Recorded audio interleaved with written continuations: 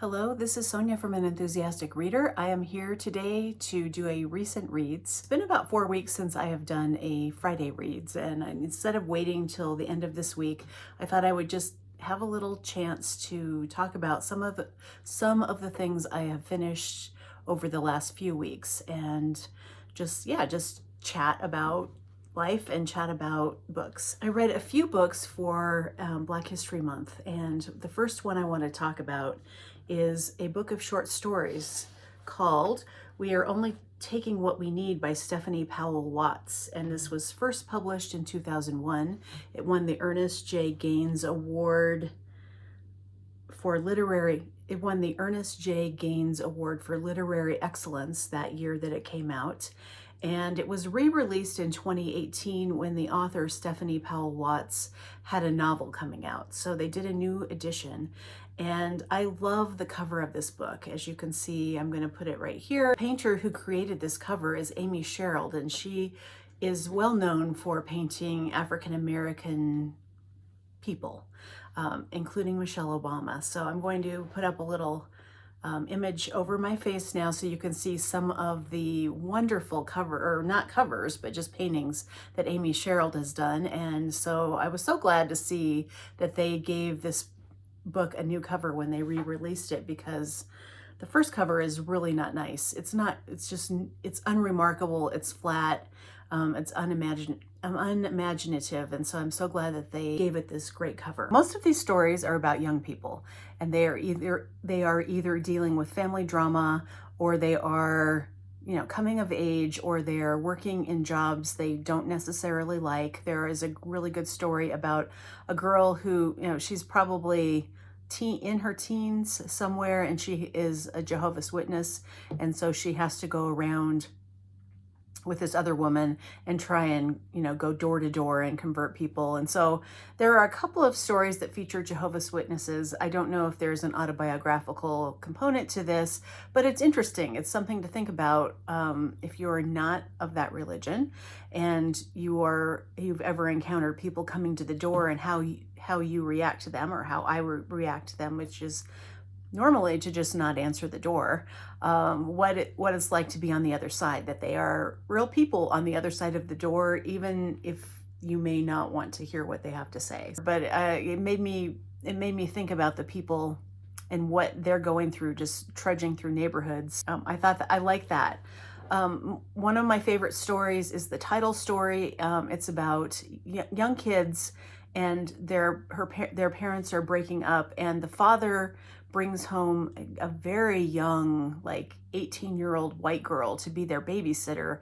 And then pretty soon it becomes clear that it's a much more than a babysitter relationship between the father and the babysitter, and it gets very weird, and these kids are just like, what is going on? So that was a really good story. Another strong story is about a family that has gone to a all-you-can-eat buffet to celebrate that one of the kids, and he's an adult, they're all adults, has just gotten out of jail, but the family has mortgaged their house, and it's a drug charge, and so there's a lot of conflicts between various people. The protagonist and her brother, she is so mad at him for asking the parents to mortgage their house, or to put their house on the line for him, knowing that he may not probably be able to stay off of drugs and not get involved in drug deals, and that it could jeopardize the entire family. And there's a lot of tension, and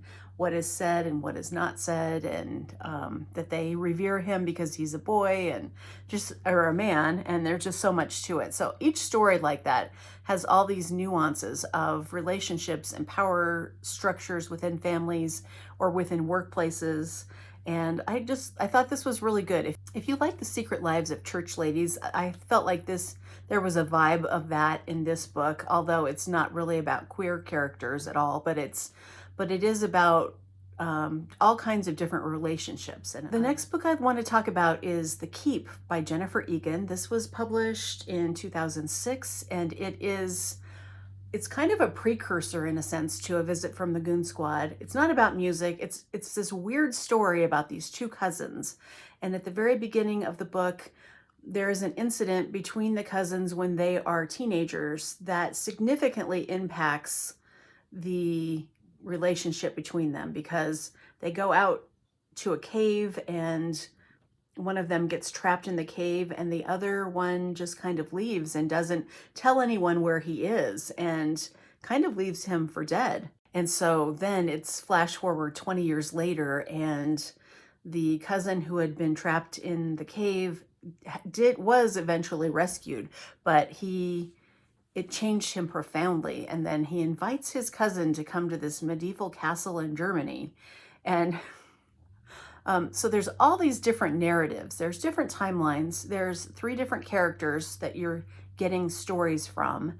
And so the narratives kind of fit together in weird ways. I felt like I was maybe watching a reenactment of a Dungeons and Dragons adventure story at different points in time. But the writing that you may or may have not loved in Egan's Visit from the Goon Squad is here in the Keep. Like, there is a lot of vivid character building and a lot of energetic, frenetic writing in different parts, and all of these characters and their thoughts are coming together. And it was really fun. And the reason I decided to read it is it was on my Kindle, and it's on my list of books to consider before I buy other books. And I've still purchased a lot of Kindle books this year, but I have been a lot more mindful about it because of the project. So yes, I would recommend, if you like Jennifer Egan and you didn't ever come across this book back in the day, it's a backlist book and you may enjoy it. It was very enjoyable to me. I read a memoir by James McBride called The Color of Water, a Black Man's Tribute to His White Mother. And this is about the author, James McBride. He's a novelist, but he's writing a book about his mother's origins. And she actually was born in Poland, and her family fled the pogroms of Poland in 1921, ended up in Virginia. And so it's a Jewish family, and the father is like a failed rabbi, and he is not a nice man. He is very abusive to his children and basically just has these children without any love for them and wants them to work in his store. And this woman, Rachel, is kind of free-spirited, and she does not want to just work for her father for her whole life. So she runs away and ends up marrying an African-American minister and they end up in Brooklyn and have 11 children. But she just says she's a light-skinned African-American woman. She doesn't admit that she is white for the longest time. And so it's not spoken of. She is totally disowned by her family, and she raises all these children. And so there are all these stories about James McBride trying to figure out what his mother's life was like as she was a child before she left her family. And the stories slowly come out, and he kind of reconciles with what it's like to be part of a mixed race family, that he is, white and Black, and just what it all means and what his heritage is. And I thought it was a really strong depiction of this life that is unusual, or it's not often written about, a mixed race family. And, he went on to become a very successful novelist. So I thought it was pretty good. I read a thriller it's a private investigator novel called Known to Evil, and it's the number 2 in the Leonid McGill series by Walter Mosley. And Leonid McGill is a very unhappy private investigator. He's miserable. He's got a miserable marriage. His son is constantly in danger because he's really smart and he gets involved in crime. And there is a vast network in the city. It takes place in New York City, but there's this vast network of power structures, and he is always fighting against these power structures. And there's an extreme amount of violence in these books and a lot of sexual content. And but yeah, so it's just mostly about this very kind of broken man, but he is very strong, and he is a boxer, and he knows how to fight, and he knows all these different people and resources that he has at his fingertips to try and solve crimes and get people out of danger. And so I really do like the character a lot. And Walter Mosley is just so good at creating this angst and painting this world of just hyper realistic violence and corruption, and who you owe favors to and who doesn't care about you and will just like leave you for dead. And so anyway, they're not very long, but they pack a powerful punch, and that's pun intended. Another book I read back in February, but I didn't talk about it in my last wrap up because it's coming out early April 4th, is a book called Romantic Comedy, and it is Curtis Sittenfeld, one of my favorite novelists of all time.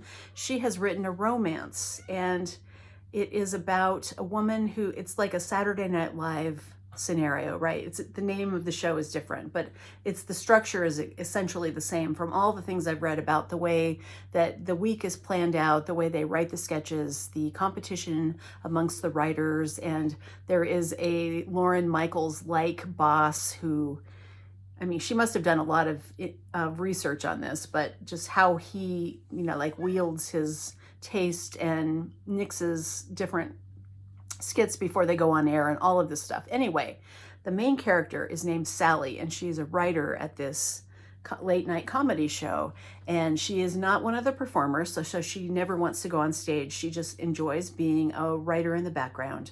She's made a lot of good friends on the cast, and has a best friend, and some of the other women writers are her friends. And anyway, she's kind of unlucky in love, and then this singer who is, I think he's a little bit younger than she is, comes on, and he's the guest star, and they really hit it off, and the sparks fly, and they work together all week to develop these different skits for him to, he's not an actor, but anyway, there's a lot of, if you like workplace novels, like what happens in the workplace in terms of just routines and policies, and there is a lot of that here, which I love. I love any kind of novel set in a workplace situation.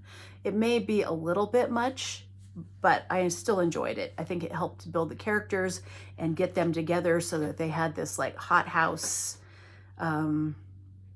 quarantine almost like feel to it, because they have to work together so closely over the week.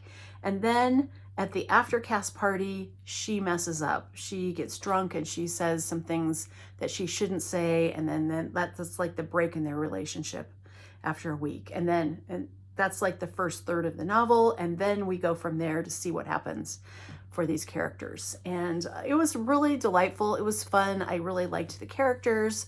I thought there was a lot of just strong writing, strong character building, and you're just like rooting for the relationship, if it's going to happen or not. So I prefer Curtis Sittenfeld to write long novels about characters like reimagining the life of Laura Bush in American Wife, or I really liked Rodham, which was imagining that Bill and Hillary Clinton didn't get together. I love that book. She wrote a novel, one of her earliest novels is called Prep, about a girl living in a boarding school in high school, really strong. And she wrote a book, I can't remember, I think it's called Sisters, but I'm not sure, but it's about twin sisters. I really liked. So anyway, she's one of my favorite writers. Oh, her collection of short stories is fantastic if you like short stories again. So great writer. I think a lot of people may really enjoy this book. It comes out April 4th. Okay, this is going long. I do want to talk a little bit about a book I DNF'd. I thought this would be my mammoth read, Sarum, the novel of England by Edward Rutherford. I read the whole first section, which is like prehistoric man almost, kind of this very prototypical civilization just starting to come together. And, I liked it as I was reading it, but I just realized that this is not like a novel in the sense that I like novels. This is much more about, these are the facts of history during this particular time period, and I'm going to create a family so that I can play out the history for you. So it's just more, It's more about teaching about the formation of a civilization, and this just happens to be in one particular area of England, than actually me caring about the characters and the way the women were depicted in this first section. You know, they're just kind of possessions of the men, and they didn't really have, and I know that this is historical, and so I understand all of that, but it's mostly shown from the male point of view and not the female point of view. And I just thought, do I really want to spend like 1,000 or more pages on this? And I decided, no, I don't at this time. I may revisit it, but I don't think that it's the book that I wanted it to be, and I didn't want to find out. So, yeah, I guess the last thing I want to talk about is just like, what am I reading now? I'm reading Trespasses by Louise Kennedy. This is a novel that came out recently. I think it came out last year, late last year, and it is set in the 1970s in Belfast about a 24-year-old young woman who is a teacher, and it's about her family life, and it's about who she meets and what's going on politically around her, the very real serious consequences of the conflict in Belfast. So I'm not going to say anything more about it, but my hint to anyone who may be interested is, yes, you should pick this up. And I'll have more to say about it when I am done. I'm reading it with Sean the Book Maniac. We are doing a buddy read, and we're reading about 1/3 of it a week. So a couple weeks from now, I will have my verdict on this book. But as of now, I'm just really enjoying the writing and the characters. I am still reading Best American Short Stories 2022 with Teresa. We are doing a buddy read. We're now reading 2 stories a week. There have been some excellent stories that I will remember for a long time, and a few that are just not very good. So I also will be, I think in about a month we will be done with that, and I'll have more to say. But there was a fantastic story set post-COVID by Alex McDermott that I'm still thinking about, and it's probably my favorite story of the anthology so far. I also picked up Indelicacy by Amina, Cain. I am not sure what to make of this yet. I'm just about, I'd say about 33% done with this. It's a very short novel about a woman who is a writer, but I'm not sure what it is yet. I'm not sure if it's a meditation on art, on relationships, on privilege, because she's suddenly privileged enough to not have to work so she could write. But what is she writing? I like it, but I'm not sure about it yet. And I had serious fear of missing out when I saw so many people talking about this that I really like. Like Sean was talking about it, and a few other people have read it and talked about it too. So I felt like I wanted to read it. I'm really interested in also the writing book that she came out with. I think it's essays or meditations on writing or on character, on literature, literary criticism, and a lot of people like that too. So I just wanted to read those kind of back to back and see what I think. Yeah, so that's what's going on with me right now. We've been watching some television. We are rewatching The Mandalorian so that we can watch season 3 of The Mandalorian. Neither one of us remembered at all what happened during The Mandalorian in season 2, so we're rewatching that, and so that's been fun. There's a whole bunch of new shows coming out that we really like. Top Chef is on. We like that. We watch Survivor. Succession is coming back. Yellowjackets.